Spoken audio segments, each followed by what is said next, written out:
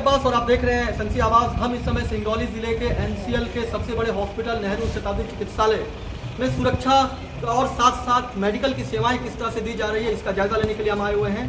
हमें ये जानकर बहुत अच्छा लगा और हम चाहते हैं कि आपको भी हम ये बताएं कि जैसे ही हम एंट्रेंस गेट पर आए उससे पहले यहाँ पे जो सुरक्षा से जुड़े हुए थे उन्होंने चिल्ला कर कहा कि आप सबसे पहले हाथ धोएं, और उसके बाद जैसे ही हाथ धोने के बाद 2 कदम हम आगे बढ़े हैं तो यहाँ पर उप निरीक्षक सिक्योरिटी परवीन मौसम जी हैं और उन्होंने जो है बताया कि आपको इस तरफ से जाना है, यानी सुरक्षा पे पूरी तरह से उनकी नज़र है और उन्होंने तमाम बताया कि हर तरह की सर्विसेज चालू है। बस ये हम ज़रूर देख रहे हैं कि वो पेशेंट किस तरह का आ रहा है। अगर ऐसा लगता है कि थोड़ा सा क्रिटिकल या कॉम्प्लिकेटेड लग रहा है तो उसे हम जिला चिकित्सालय भेज रहे हैं। लेकिन यहाँ पर काफ़ी समय से काफ़ी गैदरिंग होती रही है, मतलब यहाँ पर बीमार मरीजों का तांता लगा रहता है। उस तरह की भीड़ भाड़ तो हमको नहीं दिखाई दे रही है, लेकिन सर्विसेज क्राइसिस से ना गुजरे इसका विशेष ख्याल रखा जा रहा है। यानी लोग डॉक्टर्स तक तो पहुँच रहे हैं लेकिन सुरक्षा के साथ पहुँच रहे हैं। हम इस समय सिंगरौली ज़िले के एनसीएल का नेहरू शताब्दी चिकित्सालय में आए हुए हैं। आप जैसे ही गेट में एंट्रेंस लेने की कोशिश करेंगे, यहाँ पे सुरक्षा से जो लोग जुड़े हुए हैं वो यहाँ आने जाने वालों पे तो नज़र रखे ही हुए हैं, उसके साथ साथ यहाँ वो सबसे पहले ये कहते हैं कि आप अपना हाथ धोइए, अपने आप को बिल्कुल साफ करिए, उसके बाद नेहरू चिकित्सालय में कदम रखिए। ये काफ़ी अच्छी पहल है और आप देख सकते हैं कि तमाम लोगों के हाथ धोने का यहाँ इंतज़ाम किया गया है। कहीं पर सुरक्षा की बात करने से बेहतर यह है कि सुरक्षा के इंतज़ाम को काफ़ी बेहतर तरीके से लागू भी कराया जाए, जो यहाँ हमें दिखाई दे रहा है।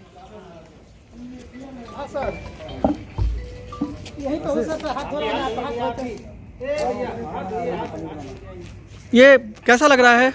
ठीक है। हाँ, हम तो आंख दिखाने आए थे। अच्छा, आप आंख दिखाने आए थे? हाँ। लेकिन आंख दिखाने के लिए आए थे। आम दिनों में क्या होता है कि लोग किसी भी काम से आते हैं, यहाँ पे जो आते हैं वो डॉक्टर्स को दिखाने के लिए आते हैं। हाँ। लेकिन उनको इससे कोई मतलब नहीं है कि वो हाथ धोएं या नहीं धोएं। हाँ। लेकिन जब इस समय कोरोना वायरस को लेकर हर जगह जागरूकता फैलाई जा रही है, साफ सफाई के प्रति भी जागरूकता फैलाई जा रही है, तो ऐसे में यहाँ आप गेट में घुसने से पहले ही जब ये कहा जाता है कि आप हाथ धोइए, तो आपको ये तो लगता होगा कि चलो कुछ लोग हैं जो अपनी जिम्मेदारियों का पालन कर रहे हैं, तो हमें भी जिम्मेदार होने की ज़रूरत है।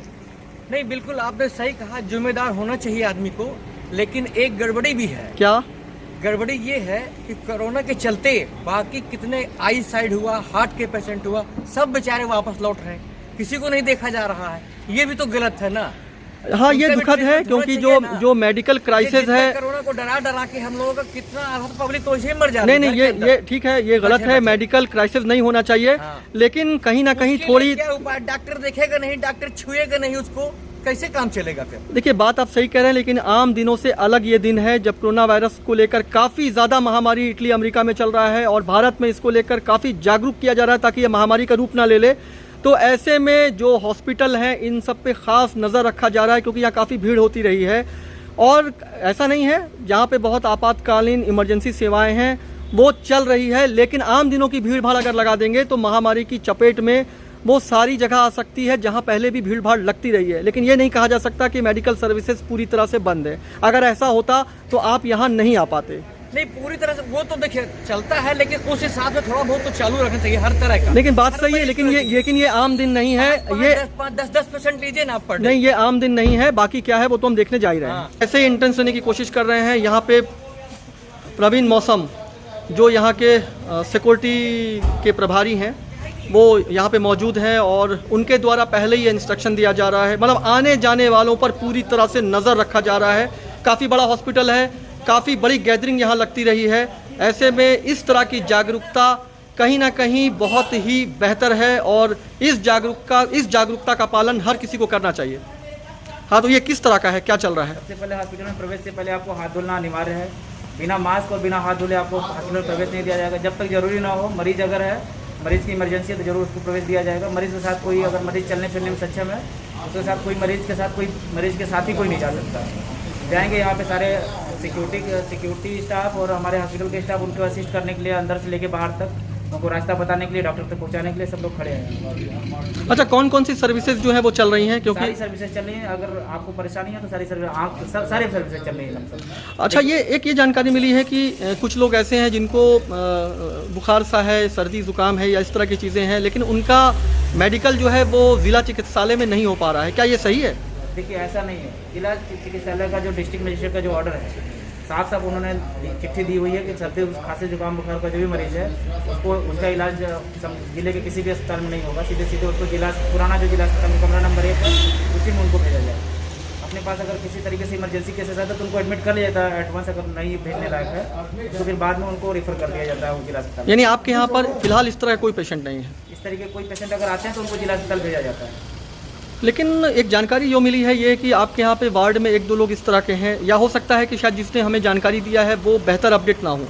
देखिए क्या होता है कि रात को 12 बजे 1 बजे अगर मरीज आता है, छोटी सी प्रॉब्लम लेके आता है कि मान लीजिए उसको खाली बुखार है, तो उसको अगर हमारा एनसीएल एम्प्लॉय का इंटाइटल पेशेंट तो उसको भर्ती कर लिया जाता है, लेकिन सुबह होते ही उसको फिर जिला अस्पताल रेफर कर दिया जाता है। मतलब काफ़ी सावधानी और जागरूकता रखा जा रहा है। रखते हुए सारा काम किया जा रहा है। अच्छा, एक जानकारी और मिली है कि ये जो आपके यहाँ पे तमाम नेहरू में आवासीय परिसर भी है, मतलब रेसिडेंशियल कॉलोनी भी है, तो ऐसे में जो है जो लोग बाहर से आते हैं उन पर भी आप लोगों की काफ़ी नज़र है। देखिए हमारे जो कॉलोनी में एंट्रेंस का गेट है वहाँ पे सिक्योरिटी गार्ड है, आपको बिना पूछे तो अंदर नहीं घुसने देगा।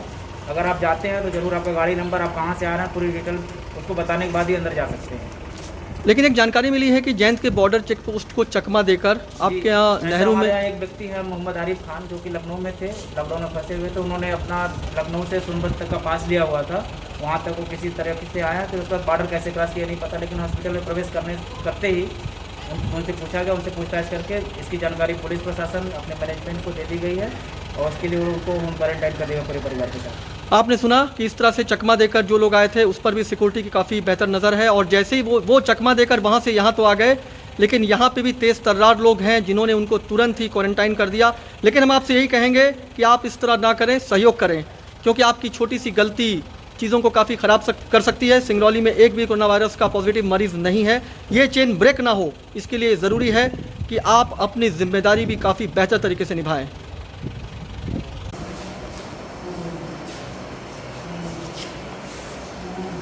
आप देख सकते हैं आम दिनों में यहाँ काफ़ी भीड़ लगी रहती है, लेकिन मेडिकल सेवाएं सारी चल रही हैं, लेकिन इसका विशेष ध्यान रखा जा रहा है कि यहाँ पे बहुत ज़्यादा भीड़ भाड़ ना हो। और अगर लगता है कि ख़ास तरह के सिम्टम्स के मरीज़ हैं तो उन्हें तुरंत ज़िला चिकित्सालय भेज दिया जाता है, यानी कुल मिला के सुरक्षा का ख़ास ध्यान रखा जा रहा है।